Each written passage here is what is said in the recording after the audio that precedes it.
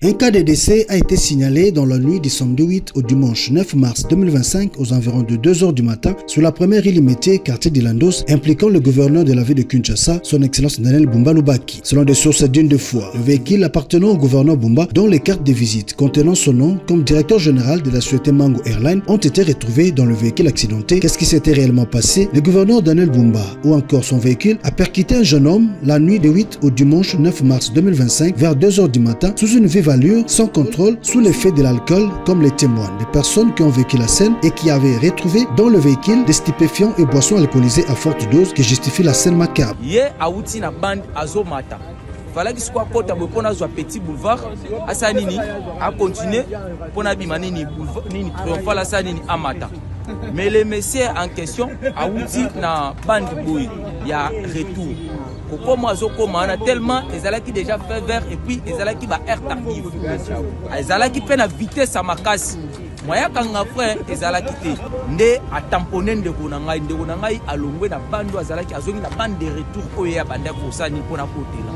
Et puis hier côté bazwaki a beti soki 7 shit a te kuna se retrouver na ngambo oyo mutu ataki mutu ke baluka 7 fois et beti 7 shit na 7 shit o mutu ke betaki wana to komi sikana totali ba contenu ko ezaki na kati wana on a trouvé il y avait de l'alcool quoi ba champagne bexo na kati ya mukane ba champagne bexo na ba speed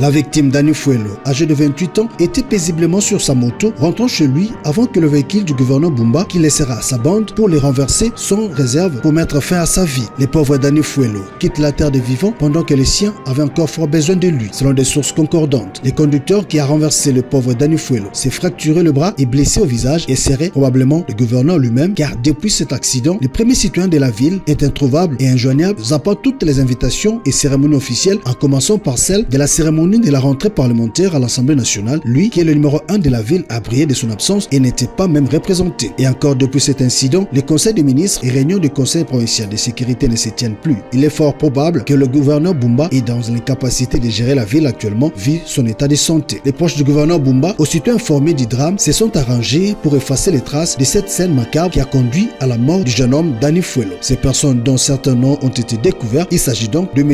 Ig Luawa, conseiller technique du ministre provincial de l'ITP et coordonnateur de l'initiative Daniel Bumba en charge de l'assainissement de Lukunga. Ces derniers, comment va-t-il se retrouver en ce lieu pendant ces heures et dans l'entrepôt des services de transport administratif ITP, ville de Kinshasa, et avec des menaces pour faire sortir le véhicule accidenté pour une destination inconnue en présence du chef de garage Charlie et son adjoint Dadi, le corps de garde de la société GESA, agent Mungulu, qui avait même refusé d'ouvrir à M. Ig Luawa la grille, mais fort de ces menaces, l'agent Mungulu, sans appui, va céder aux caprices du tout-puissant Ig Luawa, comme vous pouvez le voir dans ces images. Si ce drame n'était qu'un simple accident, alors pourquoi le gouverneur de la ville de Kinshasa, Daniel Bumba, a mobilisé autant de services de l'État et de la police ville de Kinshasa pour étouffer l'affaire? Le véhicule porte-atout de la police ville de Kinshasa, qui a servi pour l'évacuation du véhicule dont la plaque était restée sur place sous les guides du général Mania de la Pire, a-t-il été envoyé réellement par le général Blaise Kimbalimba? Cette question mérite d'être posée. Un autre fait marquant dans cette affaire est la présence du colonel Mimi Bikela, qui avait démissionné de la police, qui occupe présentement